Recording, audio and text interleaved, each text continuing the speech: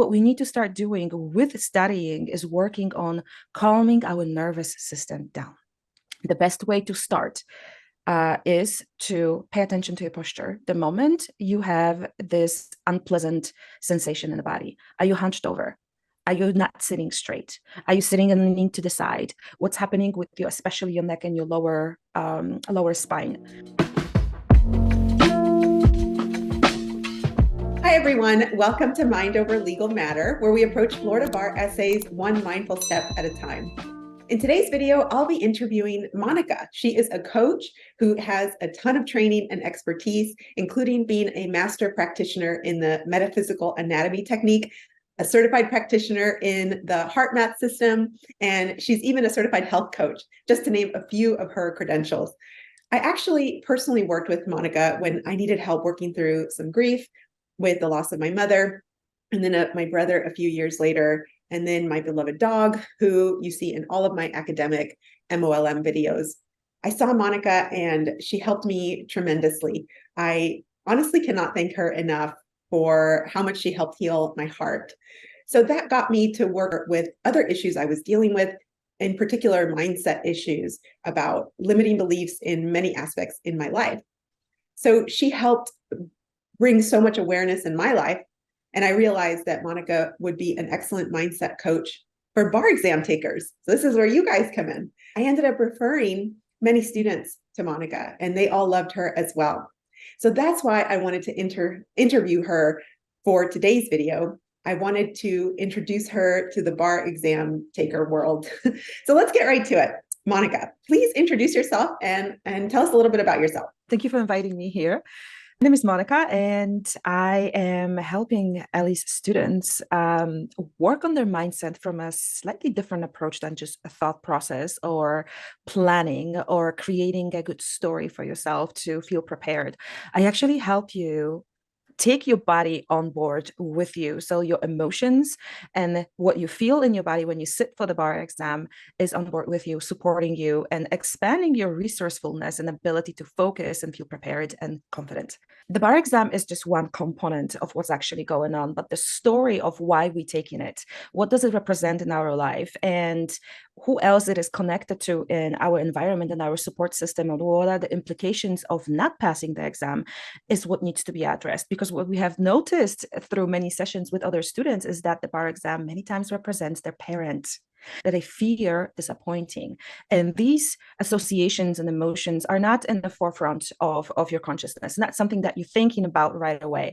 But when you look at the stress associated with the exam, what you're feeling in your body and how it is influencing your preparation, how you feel about yourself, what you think about yourself. So looking at those associations, looking at the unconscious neuroprogramming that we have around what the exam means to us is needed. As you know, mindset requires some logical thinking and creating a new story for yourself and looking at the purpose and meaning behind your goals.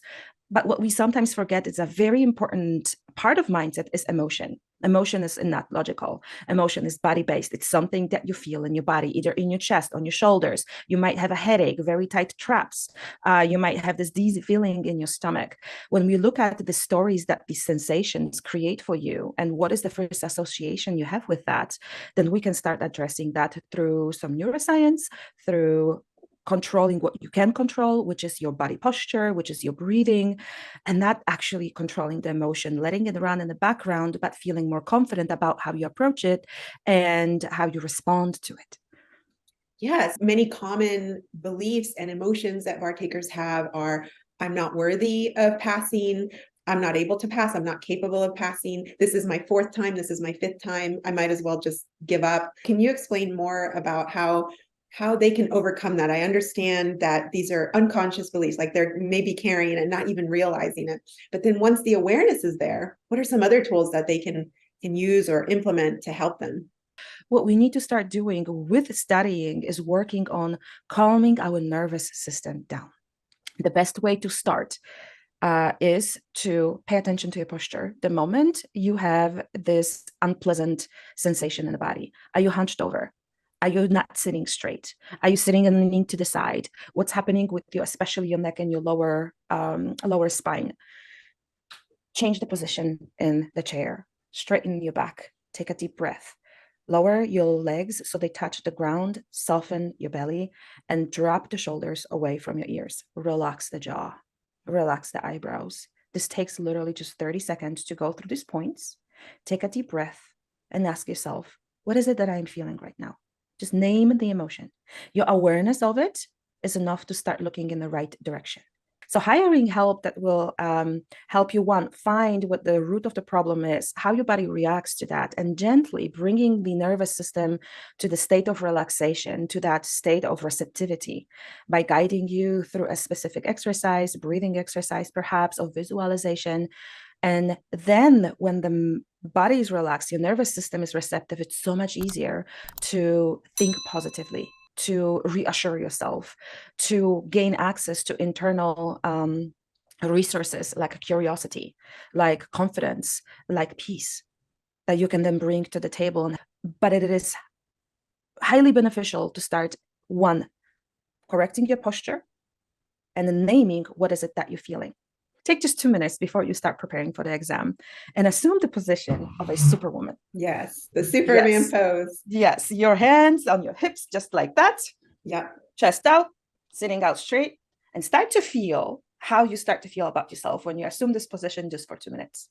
Mm-hmm. If this does not feel comfortable, maybe sometimes people just don't like it. There's another position that we can do, which is, sitting in the boardroom after winning a negotiation. What do? We take space. Yes.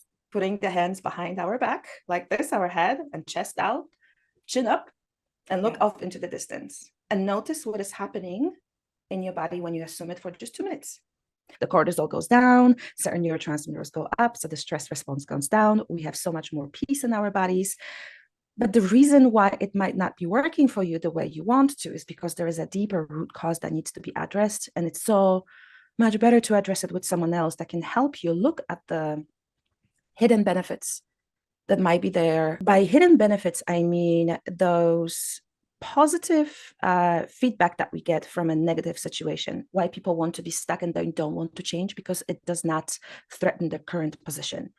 Maybe a social position, maybe they're not be feeling exposed to judgment when they stay in a certain position. Expecting a blow, expecting to fail already has you preparing for that. So you feel in control. I'm going to prepare for failing. I'm going to start preparing slowly for that emotionally, mentally. I'm just gonna, maybe we will work, maybe not. Fingers crossed, right? So we start to prepare like this, but the mind is not fully on board. And we do these things unconsciously without thinking. It's automatic because we want to keep ourselves safe from being ridiculed, from being judged, from that feeling of embarrassment, especially that shows up when you have you failed the exam and you have to sit for one more time. And what we discovered with some students is it's especially heart-touching how much care and love is being poured into this exam and what it means for their families. And failing that exam means failing their family. Right. The burden of having to pass it has to do with so much more than just money, your investment in it, your passion for the field. There's so much more connected to that. And having someone that is compassionate, that is informed, that is gentle with you, but also turns your head in the right direction to look directly at the stress, at the hidden benefits, at what's going on there is very important, especially for this, because I know people are investing a lot of time, money, and their heart to pass this exam.